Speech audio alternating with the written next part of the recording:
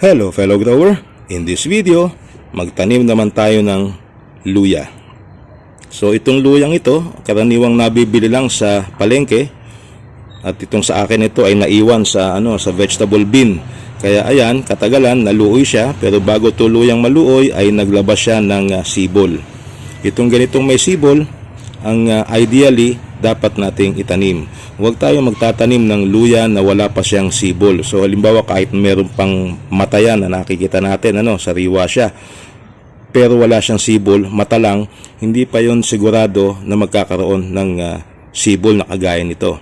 So para sigurado tayo na mabubuhay yung ating itatanim na luya, dapat yan meron ng sibol. Ngayon, kung meron kang luya sa bahay at gusto mong yung luya ay agad na sumibol, ang gawin mo lang dyan ay basain mo ng tubig and then ilagay sa loob ng ref. Doon sa ilalim, malapit sa vegetable bin, doon sa hindi siya mabababad sa tubig. At after mga 2-3 weeks, makikita mo yan, may sibol na yan.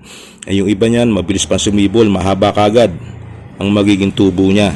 Pero pwede rin na basta iwanan mo lang siya sa iyong lagayan ng mga sibuyas, bawang halimbawa in open air, at katagalan ay magkakaroon din ng sibol kagaya nitong sa akin.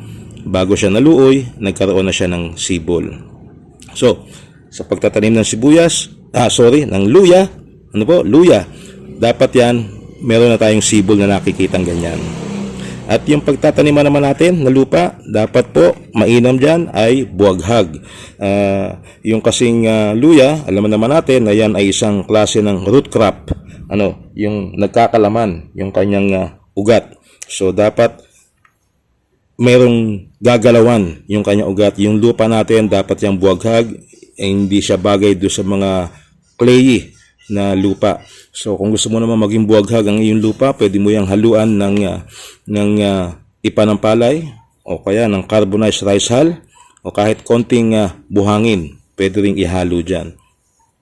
At the same time, yung luya ayaw niya ng nabababad sa tubig yung kanyang mga ugat. So dapat yung lupa natin mabilis mag-absorb ng tubig at yung ating container ay may mga butas sa ilalim.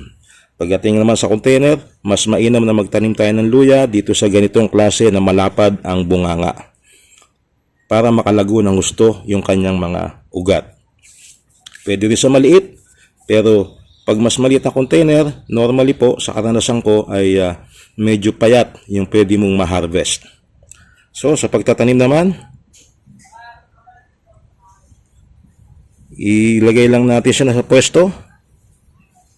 Okay lang natin siya, itong ganito kalaki, mga 2 inches.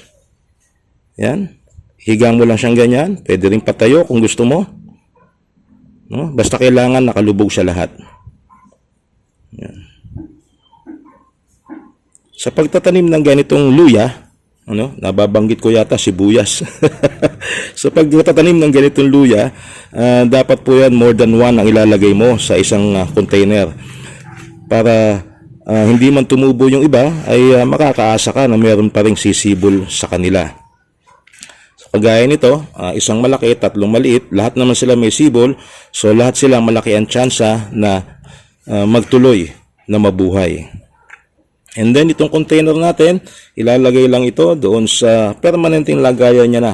Meron yung mga nagtatanim nito sa bundok, yung taniman ng luya na papaligiran ng mga puno. So pwede siya doon sa partially shaded area. Pwede rin siyang maarawan. So wala tayong problema. Yan ang kagandahan pag sa container tayo nagtatanim, pwede nating ilipat-lipat. At pagdating naman sa panahon tag-ulan, pareho ngayon, tag-ulan ngayon, okay lang siya maulanan. Basta yung lupa natin mabilis mag-absorb ng tubig para hindi siya mababad sa tubig yung kanyang mga ugat. Pag sumisibol na siya, kailangan din natin siyang i-fertilize. Ano ba ang magandang fertilizer? Well, yung lupa mo, pwedeng haluan mo lang yan ng ating organic amendments or fertilizer, kagaya ng mga binulok na ipot ng manok, yung binulok na tae ng baka, kalabaw, yung mga organic na ganun, vermicast, pwede rin yan. Ngayon, pwede rin ang commercial fertilizer, yung ammonium phosphate or yung 16-20-0 na tinatawag.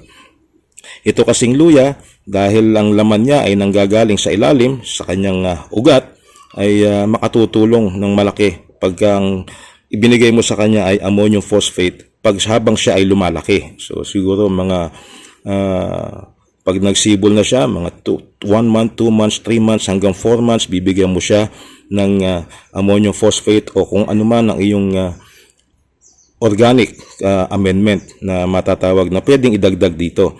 Sa ammonium phosphate naman, pwede mo siyang bigyan every 15 days. Halimbawa, depende yan kung gaano kabilis na nakikita mo paglaki ng iyong tanim na luya.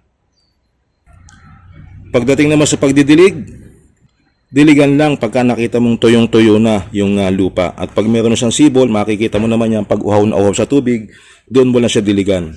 Dito sa akin, dahil normally hindi naman siya nabibilad sa maghapon, mga once a week lang kung magdilig ako ng tanim na luya.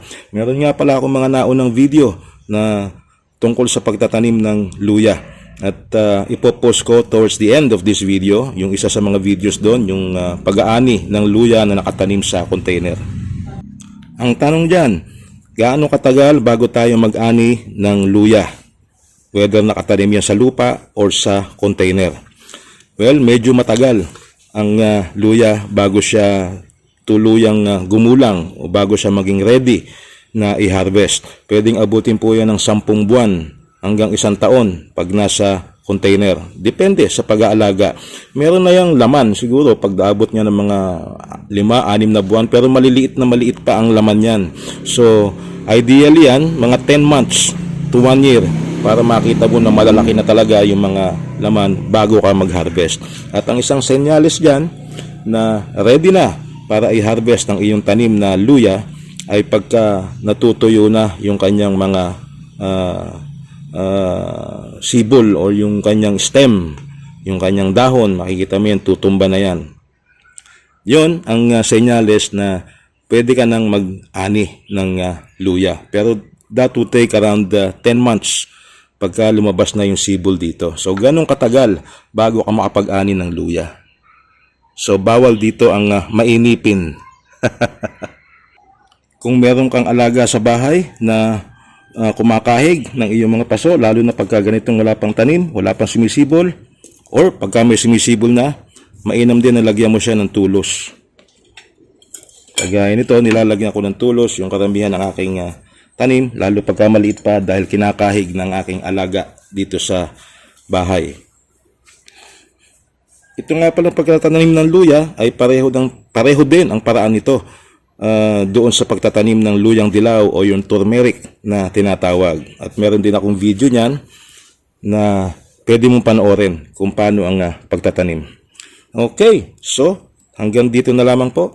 Maraming salamat sa panonood at magkita-kita tayo sa iba pang mga videos ni Late Grower. Bye-bye!